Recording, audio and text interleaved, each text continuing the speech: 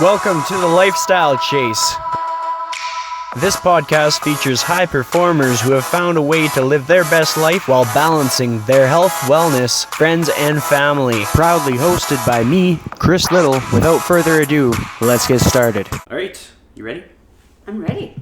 So, welcome to the Lifestyle Chase, episode 45 with Geha, Gonthier. How are you doing this morning? I am doing excellent. Thank you so much. I'm so excited to be here. I'm excited to have a nice visit and get to know you better. So, how does your day unfold? Like, what's a routine for you? Like, typical day-to-day routine. What do you do first thing in the morning? First thing in the morning, before my feet even step out of the bed, I consider a whole bunch of things that I'm grateful for. Gratitude is a huge practice in my life. When I get up, I sit down and I meditate.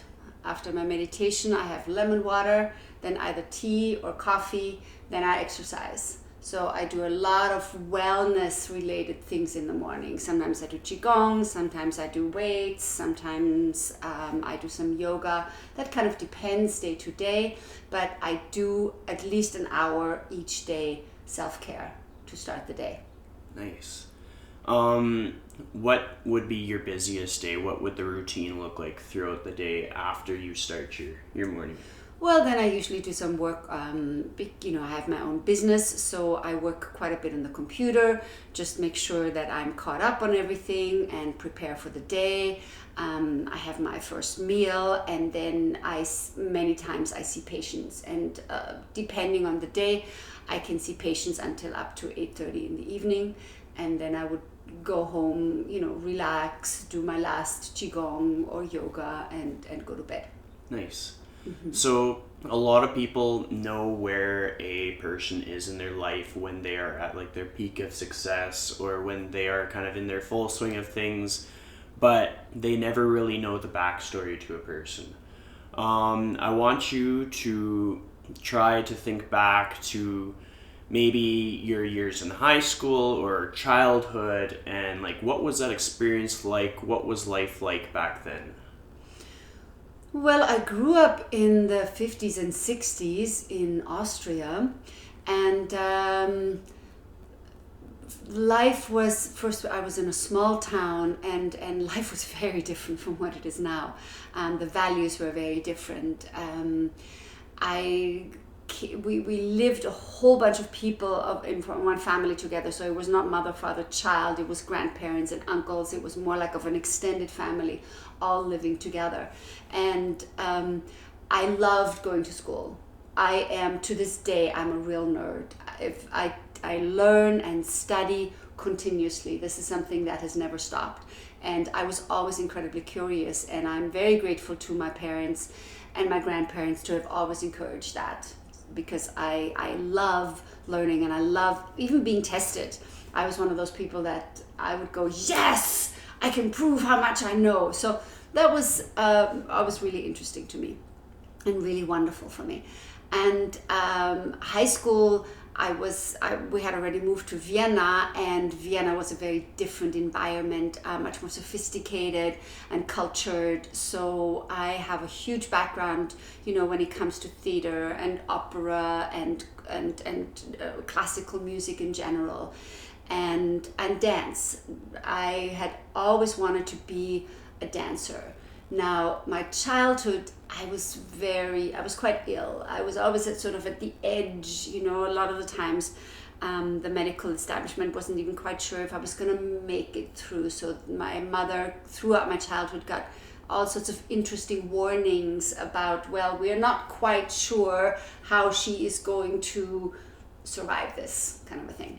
So I grew up quite ill, so I was not really very strong in the body, so dancing was definitely out of my realm, but I loved moving, I loved dancing, and to this day that is one of my favorite things to do. When I come home in the evening, I put in some music and I just let it rip.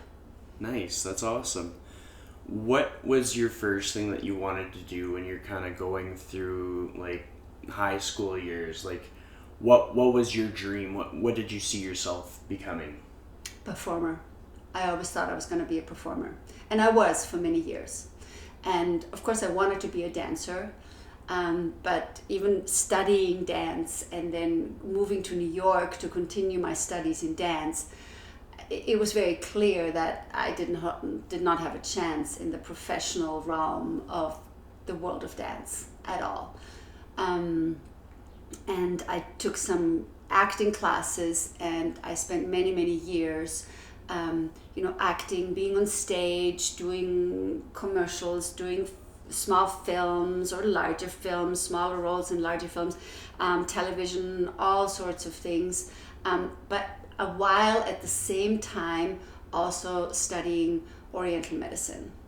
And it's interesting because my focus was always performing and healing. Those two things always kind of came together. I did not have a word for that. Later on in life, I realized that there was something that people refer to as shaman, and that's what they do. They both are, in a way, the performers, and they're also the healers of a tribe. But that's a very ancient concept that we do not have anymore in these days. But that is something that has always attracted me, those two things. Nice. So you talk about being sort of ill throughout childhood and stuff, and there's probably a lot of scenarios where people felt that you had no chance of doing things and you went ahead and did them anyways. What helped you to stay resilient in those times? I would say my pure joy for life and my willpower, and I received a lot of support from my particularly mother and grandmother to just keep going. They always challenged me in the sweetest way. Have there been times throughout your career, because you've gone and lived in many different places, done many, many different things, where you've overcome an obstacle that was that same degree of pushback? Well, I think many times when I started from scratch, so to speak, and I started from scratch a few times in my life, like when I went to New York after university, and I went through university very, very quick. I was not even 22 years old, and I came to New York with $300 in my pocket, thinking this is going to last me for 6 months. Even in the late 70s, that was not a lot of money to survive without being able to work or anything like that, right? Just on a visitor's visa. Yeah.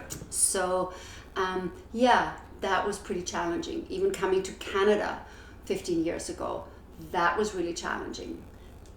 I always was taken care of. There was always the helping hand. There was always the next person that helped me move on. And I was always inspired to make it work. Yeah. That's incredibly relatable for me. I'm very youthful and still have a lot of life experiences ahead of me, but in my time in my career, there are tons of moments where I'm thinking how am I still making this happen? And it's cool to meet different people that experience that same thing. And I want you to reflect on your time in New York with that $300. What do you think it was that made it kind of work out? Was it something about you, what you did? Was it something about other people you surrounded yourself by? What do you think it was? I think I gave myself no option to fail. Coming from Vienna and of course, it was the late 70s, it was Studio 54, it was party time in New York, and I jumped right into the party, and failing was simply not an option for me, even though I called at one point, I think I was down to 60 cents. So in New York, I didn't have a place to stay. I had paid for school, so Yeah. that was cool. Yeah. But I couldn't take the subway or the bus because unlike in Europe, where you can kind of sneak in some of those things and hope that nobody's going to discover you, in New York, you cannot do that. You have to pass through a place where you have to pay, Yeah. you know, in order to take public transport. So I was walking, and it was winter, and I slept in the school, you know, covered behind the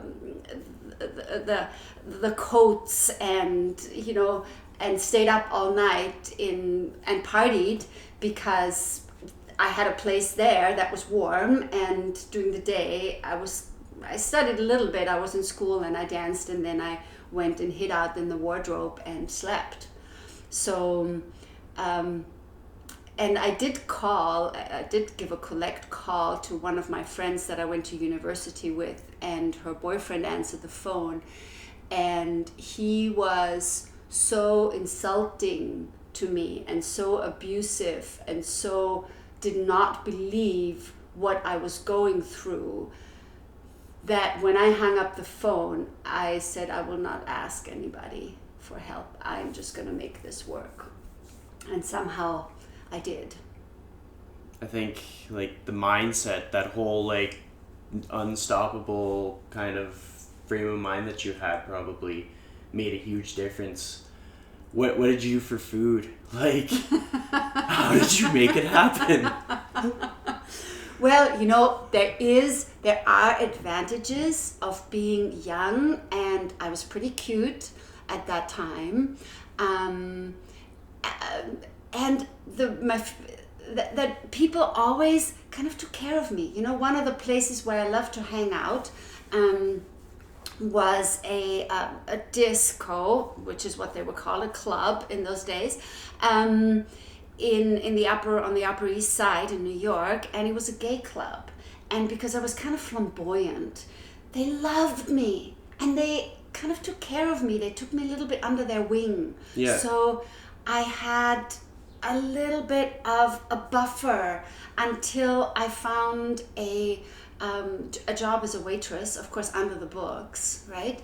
And within a week, I had 3 jobs as waitresses. So, and what did I do for food? Yeah, people invited me, people took me here or there.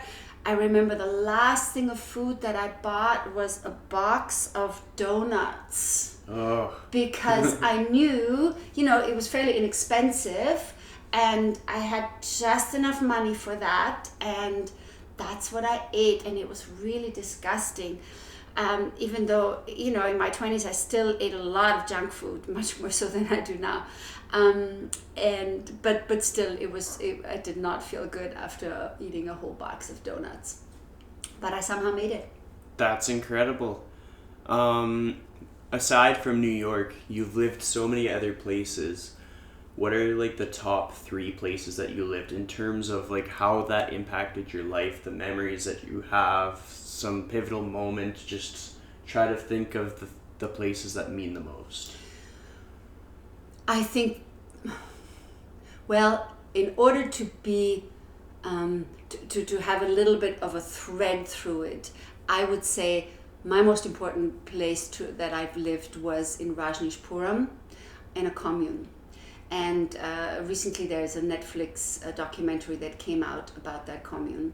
And it was, you know, looking at the documentary, it was actually very interesting for me because they brought a lot of perspectives that I had no clue on actually living there. Because living there, this was the most amazing place that I had ever lived.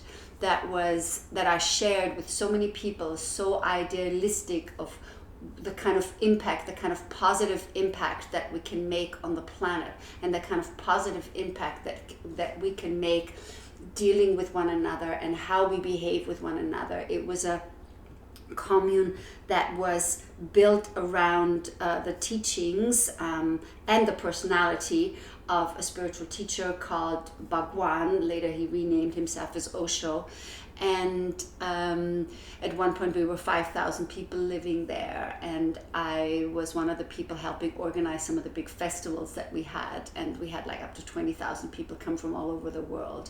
And it was a piece of land that we took that according to ecological reports of those days supported 4.5 cows, because the land was so incredibly eroded. And when we left after 5 years in Oregon, this was considered the most abundant wildlife area in all of Oregon. So rather than depleting the land, we nourished the land by what we planted, how we dealt with erosions, what it is that we did, how we recycled. I mean, it was so far ahead of its time, and there was so much joy within the people living there. Unfortunately, there was a lot of junk.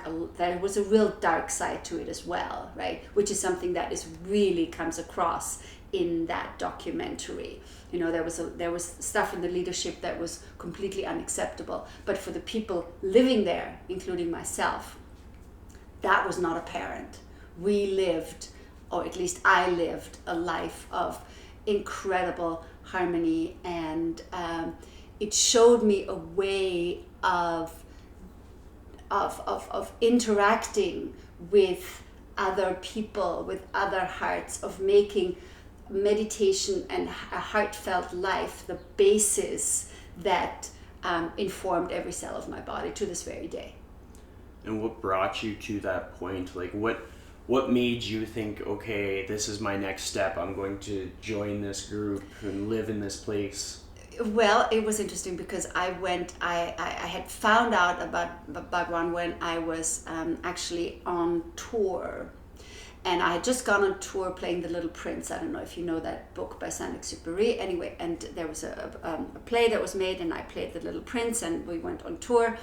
And I was so touched by his teachings. I felt so heard. I felt so seen that it was really, really important for me to go and check out that place. Because when I came back from tour, they had just, that piece of land was just purchased. And I wanted to go and see what was going on. So I did. And it touched me internally in such a deep place. I felt with every cell of my body that I needed to be part of this vision. And it still took me nearly 2 years before I actually moved there, because I had a whole bunch of other, things that I was doing and things that I was committed to, so I couldn't step up and go. And then I went, and I only went there I thought, okay, 3 months I'm going to give myself and just see. And it was very clear after a month that there was no going back to New York and career, and it just didn't make any sense. The only thing really that made sense was to be a part of a group of people that lived in a way that I thought was appropriate for humanity to live like. That's amazing. What's the second place or moment?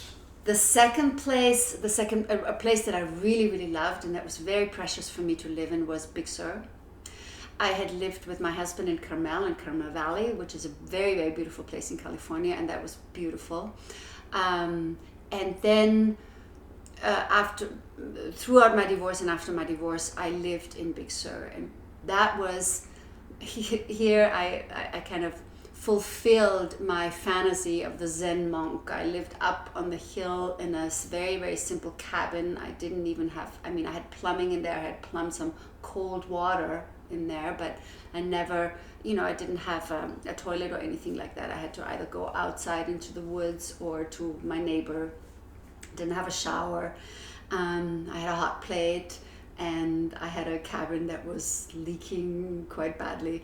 So that was a very interesting, very rough, but also very healing time for me to be up there by myself, and living a life quite down to earth, very secluded, but I was basically with myself and got to process. Not that I was very successful. I mean, looking back now, I know also how much I actually avoided by doing that. But at that time, that was a very important time for me. And it did inform me, because I also saw that doing things on my own, so to speak, by trying to figure everything out on my own without gaining perspective from the outside, is not always the ideal way of encountering yourself.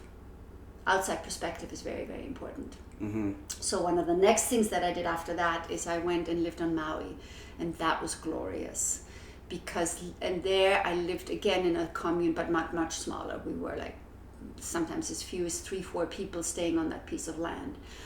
But we basically built that piece of land from, again, nothing. It was an overgrown piece of jungle with a whole bunch of wild goats on it, and the realtor was like, oh yeah, a bunch of hippies that are going to come there and do whatever they're going to do. They're not going to last, right? But again, because we had all the people that were there that started that had come from the commune, from Osho's commune. So we had an idea of what it is that we wanted to do with the land. So we created an incredibly beautiful piece of land. And we were not quite as successful with our personal interactions always. But, you know, it was this journey of how can we be in harmony with ourselves and with the land. And of course, it was incredibly joyful to be right by the ocean, and basically jumping into the quite wild waters of the Pacific every day, and growing your own food, and having your hands and your feet in the dirt, and being barefoot. And, you know, it was a time of great, great freedom, you know, chopping wood, carrying water. So it was, if there was something that I would say is my ideal comfort zone, I would say that was that. So from there is when I came to Canada, and that was a little bit of a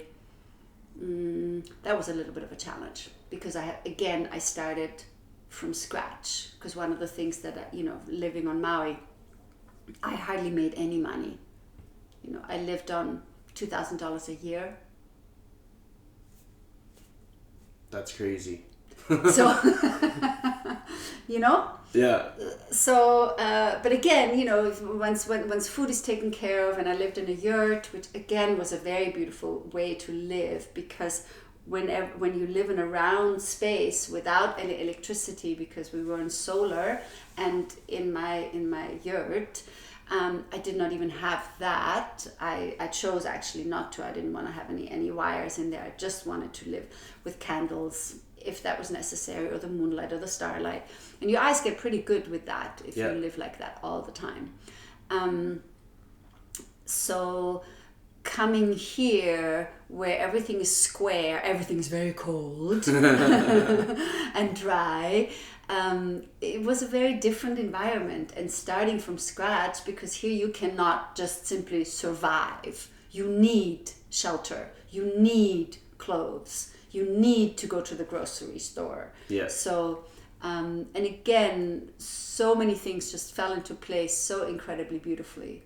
And but still, it took me 3 years going back and forth before I was able to make the commitment and say, okay, I'm going to stay here. Yeah. What was the moment where you realized you had to move on from Hawaii? It was a tough moment, because I knew somewhere, even though I didn't want to know, I knew that the time in Maui was done. I knew that I had to move on. I knew for me to grow, I had to explore different challenges. And one night I asked for a dream. I said, please give me a dream that I can understand, to know what is my next. And that dream was so clear. I woke up in the morning, and with a super heavy heart, but also knowing that this is what was right, I started my journey to be a landed immigrant here in Canada. And what kind of helped you? Like, did you settle in Alberta? Where did you choose as to be It was your line? Edmonton. Okay. Yeah. Yes. Was that part of your dream, or was No. was there something to it? No. No. I was in Edmonton. Edmonton had been my kind of entry point into Canada. Yeah. You know? And, you know, there was something about Edmonton that reminded me of my earliest childhood. A place that, as much as my family life was really lovely, but the place itself I never really liked, and I had always avoided it. And coming to Edmonton, I knew that there was something that wanted to be healed around that, and this was the place that was going to help me do that. There were so many smells, there were so many incidents that brought me right back to this early childhood, and I knew I needed to face that. It was time not to run away from that anymore. And that's why Edmonton was absolutely perfect. That's really cool, because like Edmonton, I find that it's built a lot of people with really strong character, because you have to be very resilient to live in this city.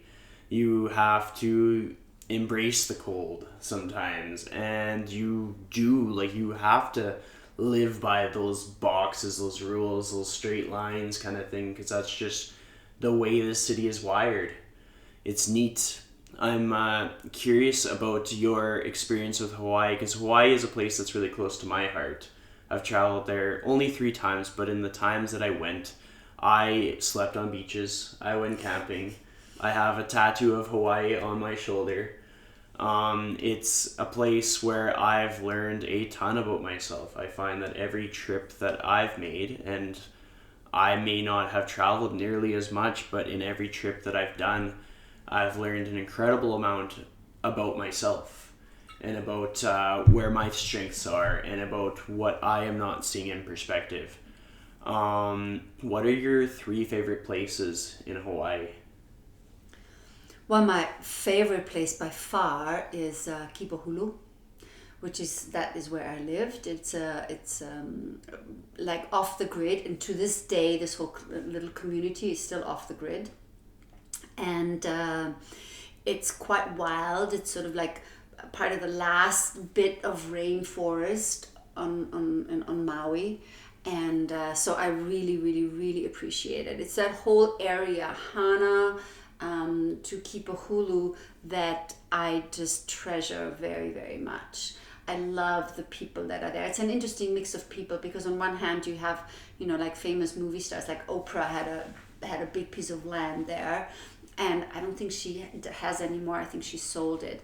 But, you know, Woody Harrelson lives there, and George Harrison lived there, and John Denver. And, you know, there was lots of, the Beach Boys had land there. So there was lots of very wealthy people. And in between were a lot of people that are living hand to mouth, off the grid, on the land, growing their own food, and, you know, selling some on farmers markets or things like that, you know, very simple. So it was an interesting, very eclectic kind of community, and I loved being so close to the land. The experience of living off the grid, particularly in this kind of environment, I don't know how well I would fare here in northern Canada, but in this kind of environment, it was a real privilege. Because I don't think we even really know anymore how far removed we are from experiencing the earth in that way. And, you know, I remember when I first came to Edmonton, one of the hardest things for me was all the sound and the vibration of electricity. I was so not used to it. I felt like I was always with one hand in a socket, and just everything was vibrating. I could not fall asleep because of the vibrating of the refrigerator, even though there was a door in between. I mean, you were so tuned in to the earth in a very different way, which now we don't even get. You know, we have microwaves all around, we have internet all around, we have electricity. We're like just plugged into this, and to have the opportunity to experience yourself mind, body, and heart in that kind of environment where I felt, I don't want to say like an animal, but yes, like an animal. There is something really animalistic about being so connected in that way. That is, it's very heartfelt. It's very heartfelt, yeah. Absolutely. Were there other places that you visited during your stay, or did you kind of keep it towards that one area? I basically kept it very much to that area. The other place that I really appreciated always was the Big Island. Yeah. Yeah, I love the Big Island, you know, particularly where the volcano is. But, you know, there's many beaches and lakes and swimming holes that I went to there that now with the last lava flow are completely, have completely disappeared, have completely been filled with lava. I mean, there was one lake that I used to go to. It was private property, but I happened to know the owner, and I knew how to get in there, and it was an incredibly beautiful lake. And it is now filled with lava, so that's the end of that. But just the energy of the rawness of the Big Island is also something that I really loved. And of course, some of the shores in Kauai. Yeah. Yeah. And it's incredible talking about how like lava has taken over some of the spaces, and even some of the places that I visited something like 3 years ago, like they are not accessible. Like there are guards that are blocking off these areas because it's such a high risk. So memories that I've made, nobody else will be able to legally make those memories. Like, or even just in time since, like there's usually something going on with the terrain there. Like roads are closing, things are happening, things are changing, and it reminds me, like of all the places that I've been, that's probably the one that reminds me the most that life is too short, go travel, go experience. Having done that and having moved to Edmonton, what are some moments where you have reminded yourself that, hey, life is short, and what did you do in that moment? That's such an excellent question. Thank you for bringing that up. I could talk a lot about that because that is a memory, or that is a perspective that I take every day. Every day. You know, I feel that's one of the gifts about getting older. You see, because, you know, now in my 60s, I find I get closer to knowing that this body is a very temporary thing. You begin to experience it even. And you go, oh, if this is a temporary thing and it's so close, how can I show up today to make the most out of this gift that was given to me, that is called life, right? And out of this gift, how can I perpetuate health and wellness within myself? How can I feed my brain? How can I nourish my heart? What can I contribute today to make this whole place a better place? Because in, 20, 30 years, I will have to give up this outer shell that houses the spirit. And so time is limited, and time is so incredibly precious. And what joy can I share with the world today? And what joy can I create within myself? Because that's one of the things that I found is something that we don't talk about very much, but I feel that if we each found ways to be joyful inside every day, if that's what we did, no matter how many times we failed, and I fail a lot, but if we could do that, imagine what this world could be like. And if there's nothing else that I want to leave as my legacy, I want to leave joy. And I want to spread as much of that as possible. I like that. That is something that I wish I could come closer and closer to each day, so it's something that I strive for. What is something that you do in your day that almost guarantees or locks you into that feeling of joy or bringing joy? Well, dance. Yeah. Dancing, for sure, you know? And there was, that was something that I also, for instance, learned at the commune that I lived, because whenever we were working together and people were having challenges and there were interpersonal stuff, a lot of the times everything, the whole job would be stopped. We would put on some music. In those days we still had these cassette recorders, put on some music, and everybody would dance, and you just like shake it out, and then you go, okay, so now let's see what's going on and what's happening here. So obviously you can't necessarily do that in every work environment, but in my personal environment, that is still something that I do a lot. Practicing yoga, practicing qigong, I realize, and even looking at the universe outside of us, we see that life is all about movement. So movement is incredibly important.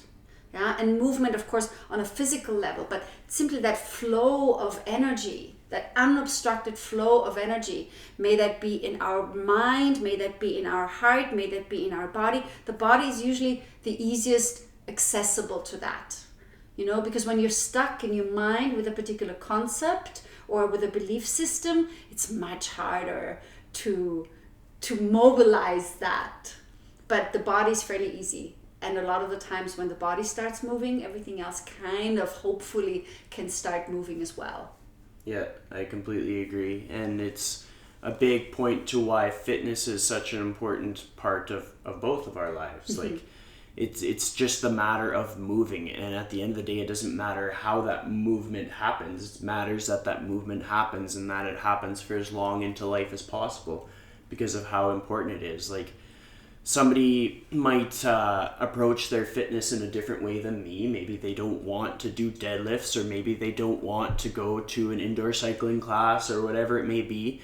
But if they are moving in some capacity, then that is an amazing thing, because movement is a gift. It can be taken away. Some people don't have that ability to move. But I'm going to segue onto something, because you got me thinking, and you talked about failure and those moments, and I want you to pick out maybe a few moments of failure and what that taught you and what you felt and how you moved forward.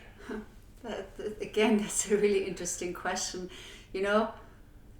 There are so many things in my life that I would probably classify as failure that other people would not. I have a gift, like many people do, to be really quite hard on myself, which over the years that has definitely lessened. But my divorce, that was probably, from my perspective, the biggest failure in my life. I really took that very personally. Like, now looking back, things have shifted. I can take a different perspective. And a big result of the discomfort, the incredible pain that I went through at that time, the incredible disappointment, was that I retreated into my little cabin up in the woods and just, contracted completely. And while that was on some level a real contraction, on the other hand, it was also a very beautiful experience, because I was alone and I had to take care of everything on my own, and when it was cold and snowing outside and I had no heat, and when the water was coming in through my roof, and all these kinds of things, I had to be incredibly resilient. And that, when that survival kicks in, that can be a very powerful way of confronting yourself, and then also hopefully appreciating yourself. What did that moment teach you about yourself? Like, what strengths did that reveal? That I am resilient, and that I have enough creativity in order to wiggle myself out of any kind of tight spots. And again, the wiggling, I did a lot of dancing in those days. For some reason I was able to keep my stereo dry and I did a lot of dancing, literally wiggling myself out of that hard spot that I had created for myself internally. There's a lot of research and talk and literature on the state of flow, that flow state, that place where you find clarity. And is it dance where you find that, or is there something else in your life where you're able to be sort of at peace or embrace the emotion?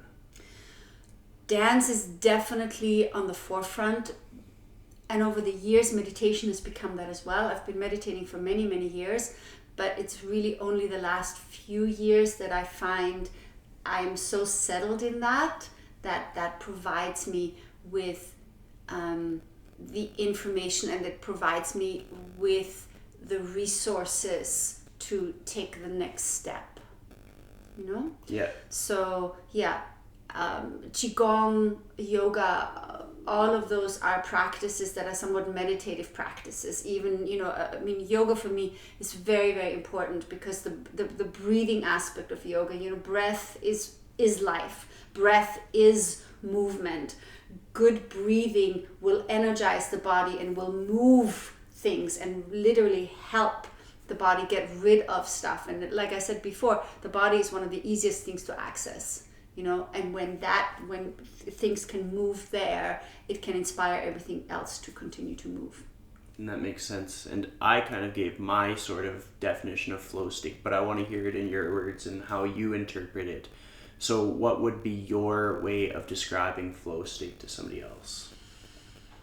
Flow state for me is that place of being settled in my heart in such a way that I know that I can show up for myself kindly and for others with kindness and compassion. And it shows up in a way that whatever comes my way, I can literally dance with it. So dance with it in such a way that I can grow. So as a, let's say, business owner, if challenges come my way, I can be movable enough that I can confront, or dance is a much better word, with those challenges in such a way that there is a constructive and result from that dance. And I can be innovative and creative with the challenges that are being presented. And when that happens, the energy is boundless. You just keep going because you're riding this wave. It's literally like surfing this wave of flow. That's really well said. So a lot of my audience may not necessarily know where you are at in your life now, what you do, what your description is as a professional, as someone that goes to work and does a job. So I would like you to describe yourself and all the things that you do in your life today.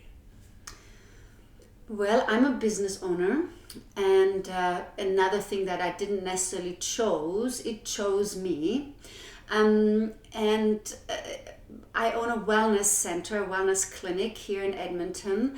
And I personally also practice acupuncture, and I teach yoga, and I teach Qigong. Most of my day is spent, seeing patients, which I absolutely love and adore. I am so grateful that I have the opportunity to provide that kind of space for people to heal. And being a business owner also provides me with an incredible opportunity to share some of my life experiences and share some of my personal views and shall we say insights that have accumulated over the years, and to create a conscious company culture. So it's not just about having a business, but it is about creating a culture where people feel safe to explore themselves, and then be, as a result of that, be able to provide services to others. So we touch people, not just in a business way, but we touch people in their hearts. And that to me is huge. I only since I've been actually a business owner, and it just kind of, it really just sort of happened. I had no idea what I was stepping into when I said yes to renting the space, and and asking some other people to join me doing massage and facials and Ayurveda and Thai massage and all these different kinds of things, and acupuncture. We started with 6 people, now we're 24, and my influence and my responsibility has only increased with all of that. But it's also become such an incredible source of joy and sometimes challenge to lead some people into deeper trust within themselves and within one another, and to create an environment that is healing for us, and as a result then also healing for the people that it touches.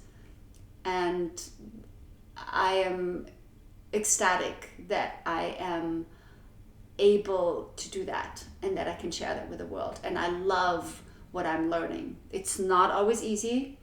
There are many times when I just go home and say, I'm done, I'm quitting, I'm selling, I'm out of here.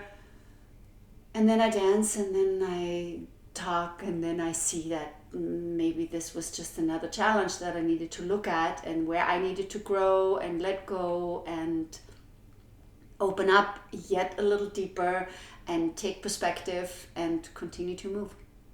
I like that. So looking back at sort of that self-reflection that you had in Hawaii, and thinking to your first moments living in Edmonton and what that was like, and then fast forwarding to where you are now, what's that perspective or that whole looking on that timeline like for you? What emotions do you feel? What thoughts do you have? I feel that everything that I have done in Hawaii has truly informed the life that I lead now, because surrendering to the ocean, I don't know if you're an ocean swimmer, but where we lived on Hawaii, it was right at the cliffs. So we had cliffs that this little commune was at. So the way that we got to the ocean is we had to climb down the rocks, and then from the rocks we jumped into the ocean. Then you swim about, and then you have to wait for the right wave to lift you up. You cling onto the rock, and hopefully the water does not pull you down, which then of course would scrape the whole front of your body or whatever, which is not comfortable. So you cling on, and then you climb up, sometimes very, very quickly, depending on what the ocean was like. So it was pretty wild. And in the ocean, a lot of the times you have to surrender. You have to work with the water. You have to let yourself be carried, right? You truly have to surrender, and at the same time find the flow so that you move forward. So that to me was something that my cells, to this day, I feel it. To this day, I can close my eyes, and not even have to close my eyes, and know what it looks like after diving in, opening my eyes and seeing the rock formations underwater, and where I had to swim through in order to, I see this, and on one hand you're being carried, on the other hand how you're being pulled, how you have to maneuver through that is something that parallels my day every day. I like that way of comparing the two things and providing that imagery to just life in general. Like for myself, when I went bungee jumping in Costa Rica, that whole jump, I always compare that to my journey into the fitness industry. And yeah, just the experiences that we have in our life are often some of the most encouraging things or the most concrete things that reaffirm to us that we're gonna be okay, or that we're strong, or whatever it may be. What has been the time in your business ownership that tested you the most? The first 3 years. The first 3 years were incredibly hard. I had people in my life that were so unbelievably helpful. I cannot even say how grateful I am for people holding my hand, being there, encouraging me, because I had never dealt with staff. I was interviewing people for jobs that I didn't know anything about. How can you interview somebody for something that you don't know anything about? I was hiring some of the right people, some of the wrong people. I did not know how to resolve conflict.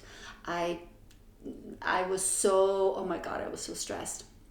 The first 3 years were horrible. I did not know, was I going to make it? Was I not going to make it? Was I going to be able to pay back my debt? How am I going to float this whole thing?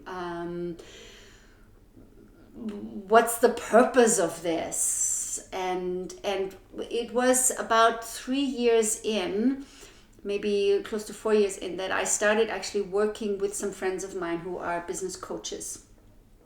And when it comes to the business coaching world, they are more in the realm of personal growth. So we started doing some trainings with them, and that really helped me gain perspective. And even though it was not easy for me, because I had to look at things in myself that I didn't even know were challenging, or posed challenges, or that I needed to take a different perspective on some of these things. Because this is how it is, and this is how we're going to do this. And working with them has been very, very helpful to move forward. But the first 3 years were incredibly difficult, and I can see how many businesses fold in the first 3-4 years, because it's just very, very hard. I think it's much harder than most people can even imagine, unless you've been in that environment. That makes sense. And I imagine the memories of New York and living off $300 and getting food based on cuteness, and that would have helped, hey? It did. It did. Yeah. And also, because I've lived so much of my life, on one hand, there was a time in California where I went to an accountant and I wanted to pay my taxes, and he looked at what I made and he said, "You're so way below the poverty line. You don't need to pay any taxes." And I'm going, really? Because I never felt poor. I never felt poor, even though there was so many times in my life when I had no money. Yeah.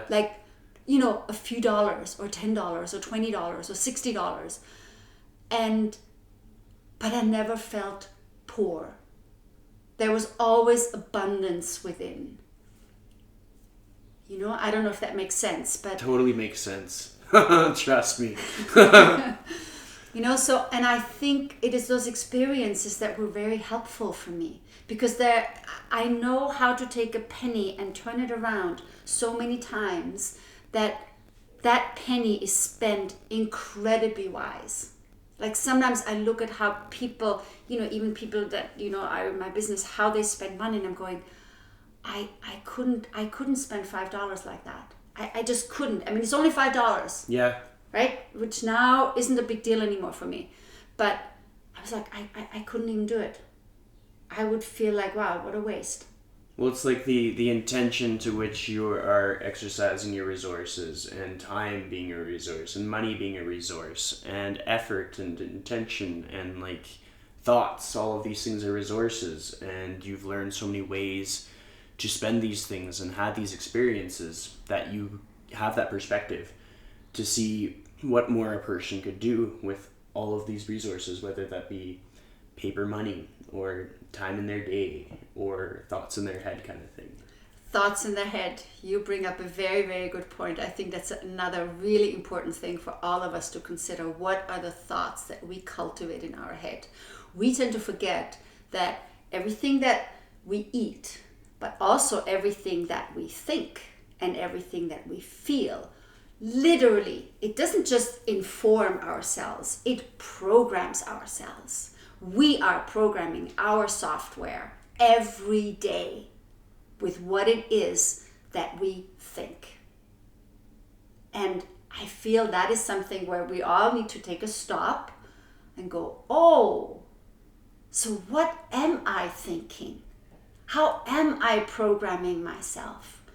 Because we're all these huge antennas walking about through life, attracting what it is that we are thinking. And I'm not talking about positive thinking here. I'm not talking about necessarily putting on pink glasses, even though I do that a lot. But I'm talking about consciously deciding and consciously cultivating thoughts that nourish us and our environment in the best possible way. Because when we can do that, what a gift. And how can we actually then create a life on this planet that is so much more beneficial for every living creature? You know, we keep forgetting that if the insects die, human beings will die. But for instance, right? If all the trees die, human beings will die. Yep. If human beings will die, everything else will start flourishing.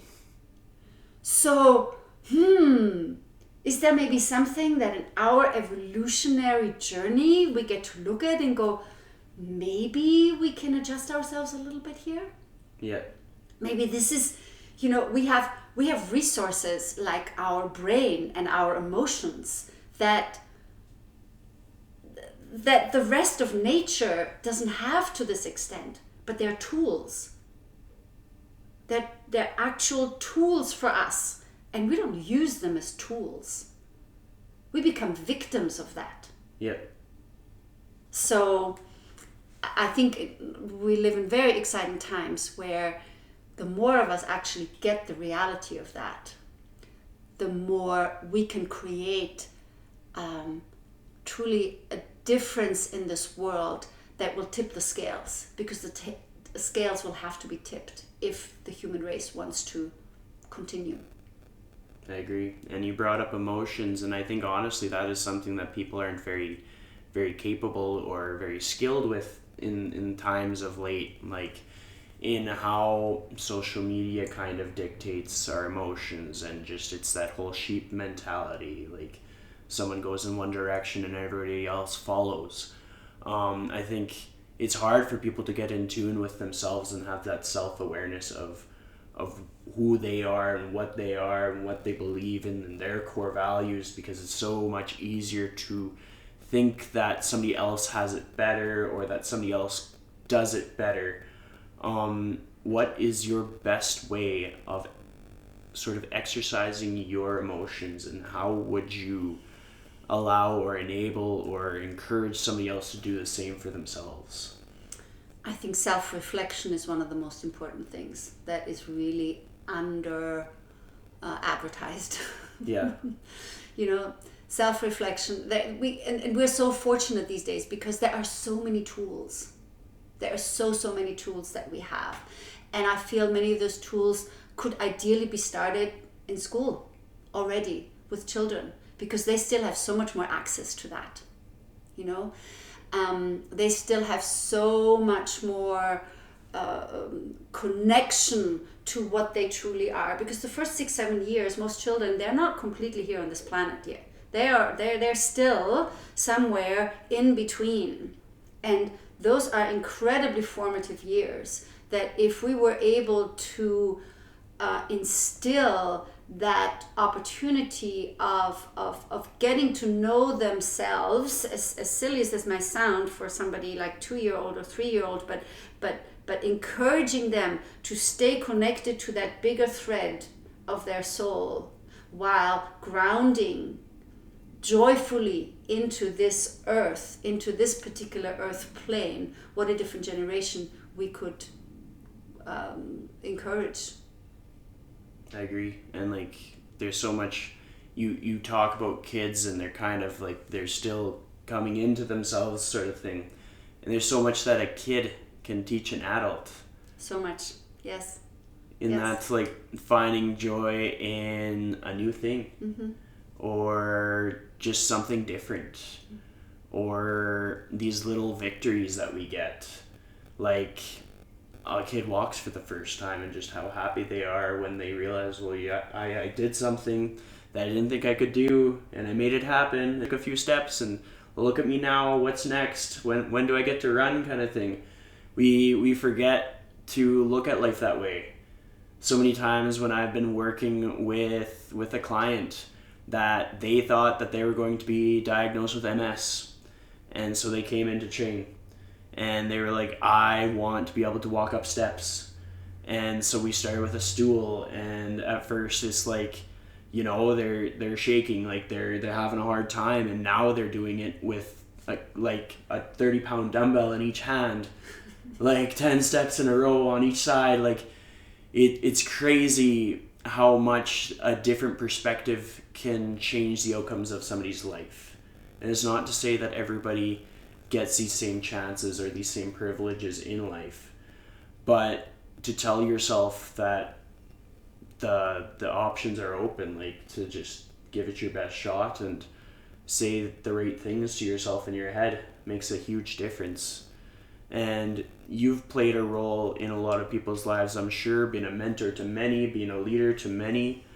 Has there been anyone in your life that has acted as a mentor, or somebody that has just been a constant in your life for all the different journeys that you've had? I've had many different mentors, I would say, in my life. I've had the privilege from my, number one, I think my first mentor was my grandmother. She supported me and she held my heart in a way that nobody else did in my childhood. And then later in life, I had the privilege to study with people that only much, much later did I realize how amazing their teachings was, and how privileged I was to be able to study with that particular person that 10 years later it was like the person, right? And I feel, I don't know, maybe it was because I always wanted my so much of my internal dialogue was around healing, that I attracted those kind of people into my life, that I attracted those kinds of situations into my life, where I ended up studying with that person at that time, because that was just the door that opened, very, very, very simply. So when it comes to Chinese medicine, when it comes to dance, when it comes to my spiritual life, I always connected with people that were very, very meaningful. And to this day, I have beautiful friends still all over the world that in different ways are mentors for me. Yeah. Not necessarily just in one area, but also in a very humanistic area in my life. I have the privilege of have cultivated friendships where there is so much honesty and support and depth, and realness. And realness always comes in when you confront challenging situations, when you are in conflict. And I feel I've been very fortunate to have encountered other people that are willing to share this kind of depth with me. Mm-hmm.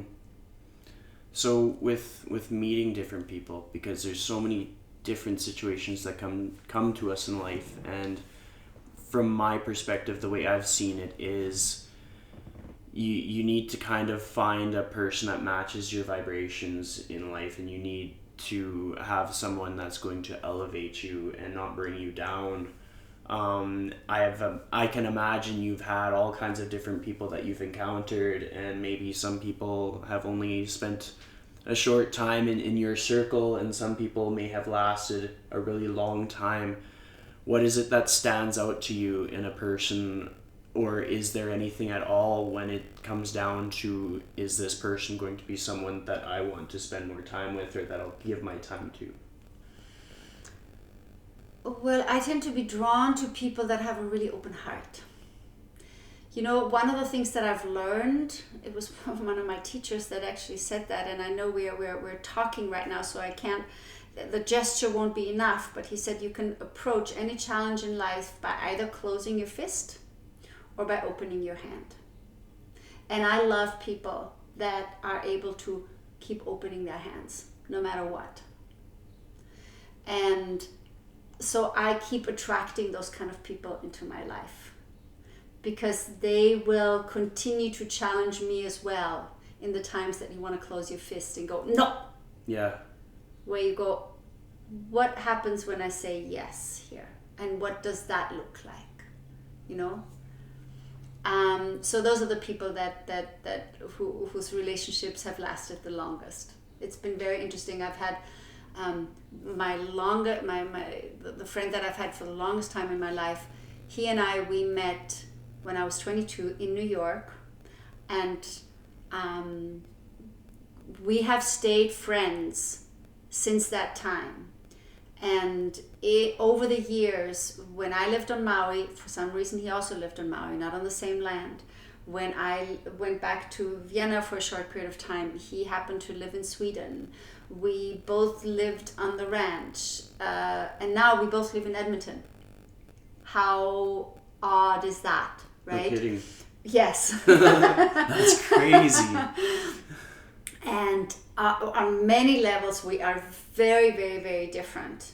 But we are such good friends. He is one of the deepest heart connections in my life. And we can push each other's buttons, and we can quarrel about things, and we can agree on things, but we continue to encourage each other to grow and to open, and to what happens if we say yes.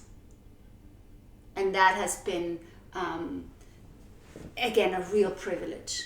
Yeah. Because even if you know people for that long, a lot of the times, you know, the people that I've hung out with when I was, 17, 18, when I go and visit them in Vienna now and we meet, you know, it's still somewhat superficial. I mean, we don't really have conversations of great depth, yeah, and of real growing, because different life situations have led us into different inner places, you know. But this friend, he and I, it's amazing how we have grown in so many ways, so parallel, and continue to have similar realizations about life. I like that. And I liked your description of closing the hand, opening the hand. When is the time that you came the closest to keeping your hand closed? After my divorce. That makes sense. I did not want that at all. I fought that. I was hanging out in my inner victim, in my little pity party for a long time. I smoked a lot of dope in those days. A lot of dope.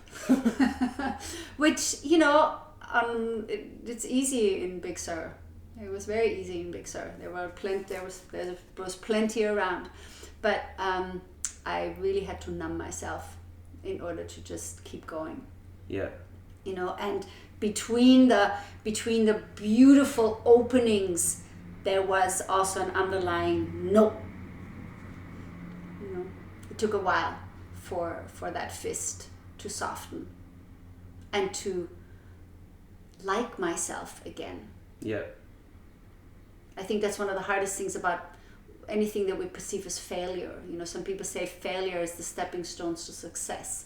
Maybe Maybe that's a way of saying it.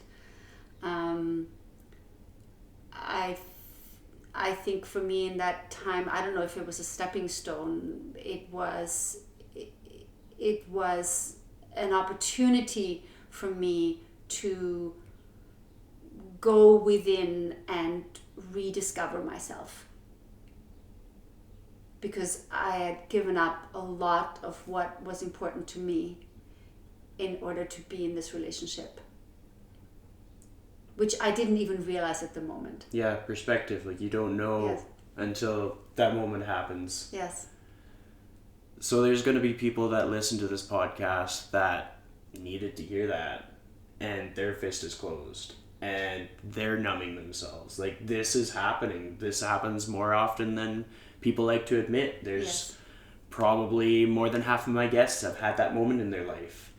And say that they listen to this at the right time, and it's not to say that somebody hears something and they're going to just apply it instantly.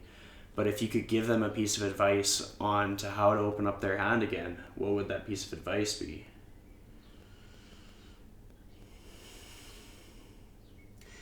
Know that we are all connected. That our hearts, I hope this does not sound corny, but I really do.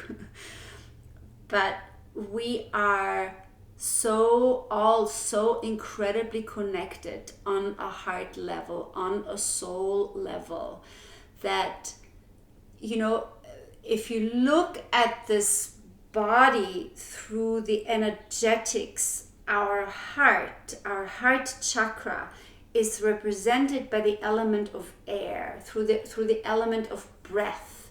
And if you consider that every time I exhale, this is food for the tree that we're looking at. Every time that tree exhales, it is food for me. That is an exchange of love and compassion.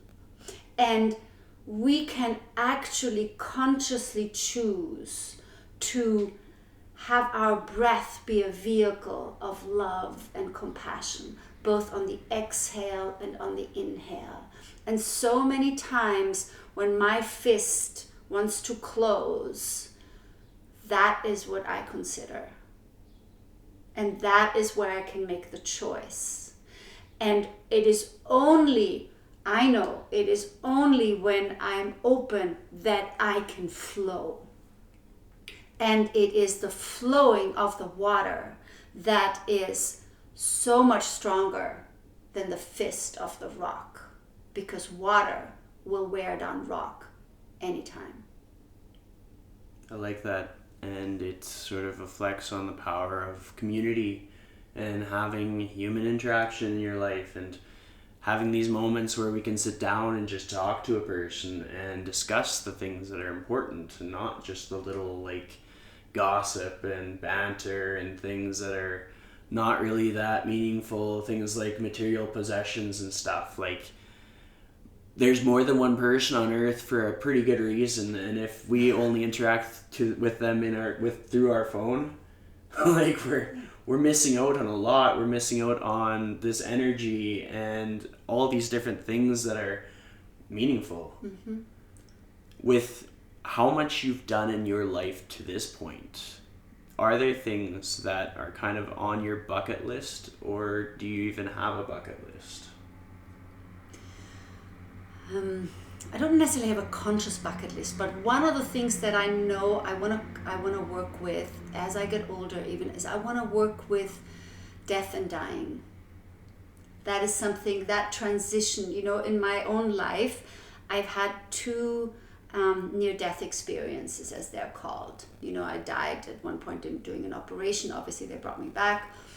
And but that moment of transition, I really remember that really strong. And of course, I cannot say that I don't really know anything about death, because it was a matter of a few minutes. It wasn't a matter of days and actually dying.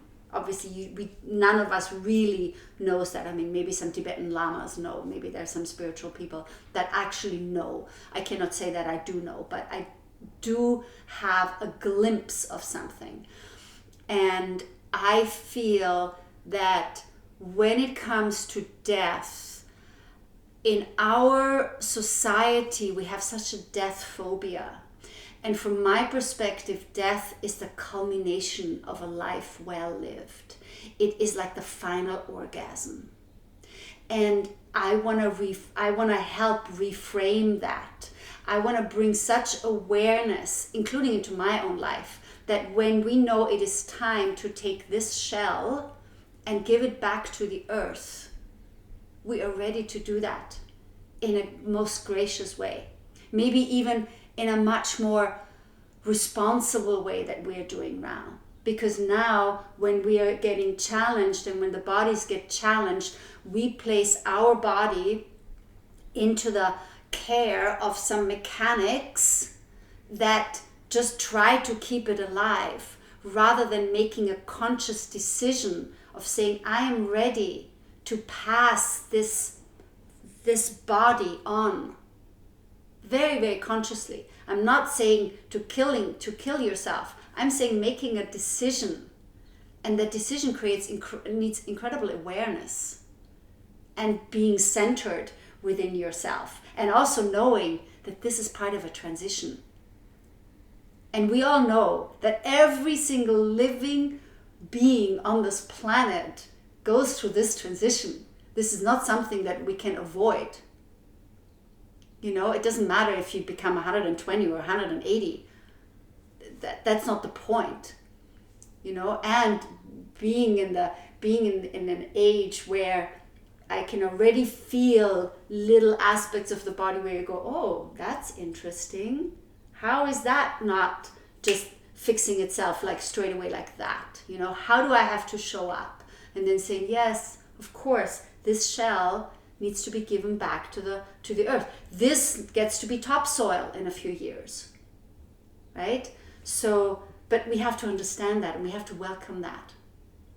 And we have to even love that to such an extent that we maybe even get evolved enough that we can say, okay, it's time now. One of my aunts did that, actually, great aunts did that a couple of years ago. She knew it was time. And, you know, I had not seen her since I was a teenager, because she lives in a place in Europe where I hadn't been since then. And she basically wrote a letter on her kitchen table. She didn't take any substances or anything like that. She sat down, she wrote her goodbye letter. She had the 6 months before that distributed whatever she needed to distribute, and then she sat down and died. I don't know how long it took her, but there was something graceful in that. And I feel the way that we all handle death shows us that we don't really handle life very well. Because life is this privilege, it's a gift.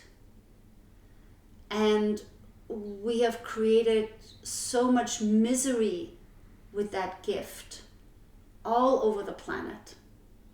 Even in places like these places, which are not ravaged by war.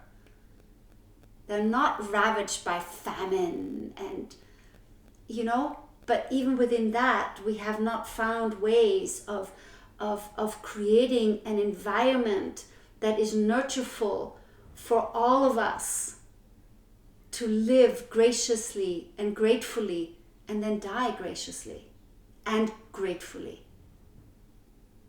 With like, wow, I got to do this. Yeah. Thank you. See you later. Next time. Mm-hmm. You know? I like that. In that same sense, with someone that has lost someone to cancer or a rare disease or a car accident, like, how do we continue to open our hand and show gratitude in those moments? What is your experience in that? How have you remained resilient in these times? Because I can imagine there's, without a doubt, instances in your life where you've had to face that. Yes.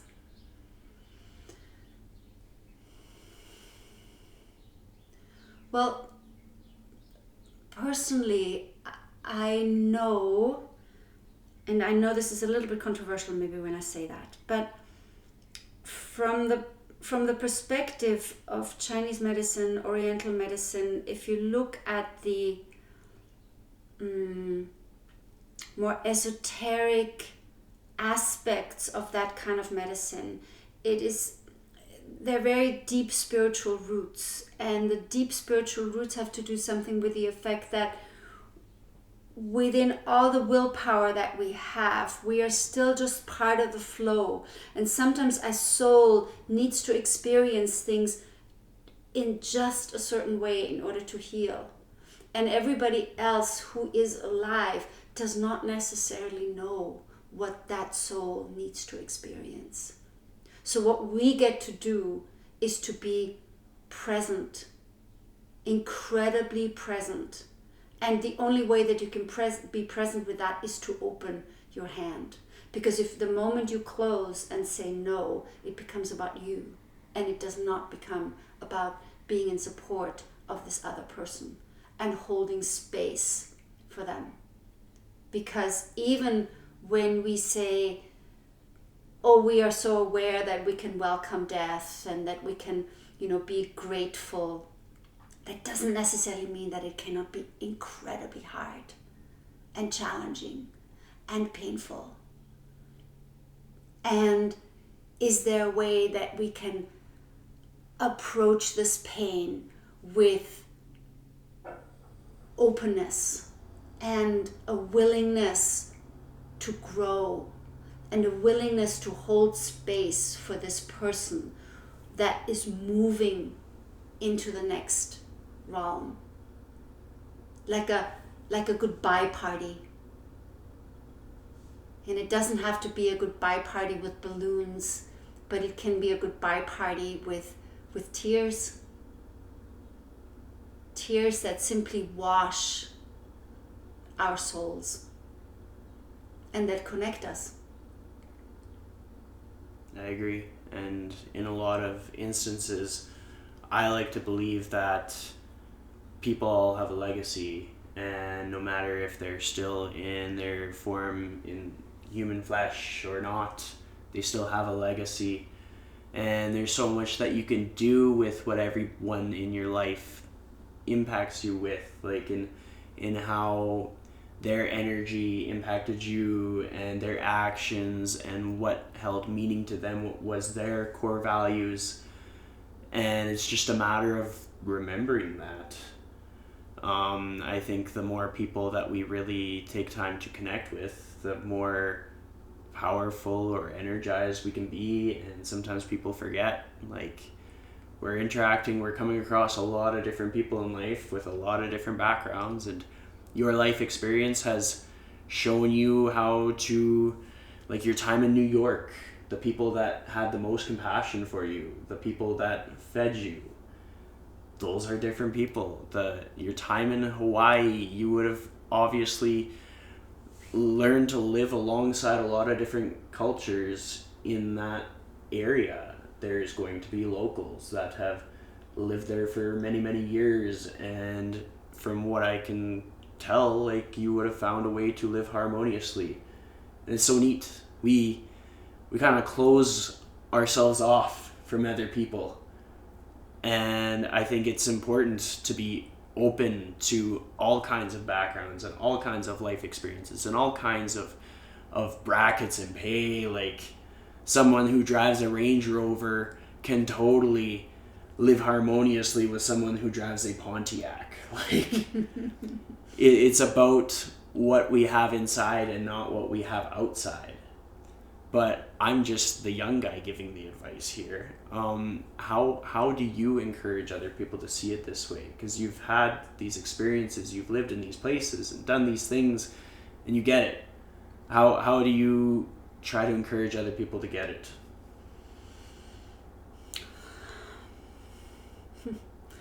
That is a challenging question to answer. I feel best through my example. Yeah. And, it is so... I feel right now there is such an incredible opportunity for all of us to get this. because, I mean, right now we're nearly 8 billion people on this planet. That is 3 times as many as there were on this planet when I was a teenager. 3 times as many. So it's as if there is, how sometimes in order for a movement to happen, for an avalanche to happen, things have to kind of come together. A lot of things have to come together. And it feels to me like there's a lot of humans right now coming together because there's something that as a collective we want to learn. And I wonder if that realization that we are one is not what we want to learn, which is why all of this is coming together, which is why we have something like the internet. Now, so far, the internet has actually not necessarily created harmony. And the reason why it hasn't is because there hasn't been enough focus on our heart space. But I feel that this is the opportunity to connect, to reconnect with that which is the most important, which is our heart space, which is the vibration that is extended through all of our hearts. And so if that may be through meditation, if this is through my teaching, if this is, teaching yoga, or if this is through the way that I work with companies or with in workshops, it is that reminder that when you look at other cultures, it doesn't matter if it's American Indian Native, it doesn't matter if it is Thai or Chinese or Japanese or European Christian, they all have love at the core. They all have heart at the core. And this is an opportunity that with all the technology that we have, for us to find that way, to trust that way of the heart is key. And anybody that comes into my life, including myself, that will be the biggest remembrance that I will offer. I like that. So there's a question that I ask all of my guests at the end of the episode, and it's if you could give one piece of advice on how to authentically live your life to the fullest, what would that piece of advice be?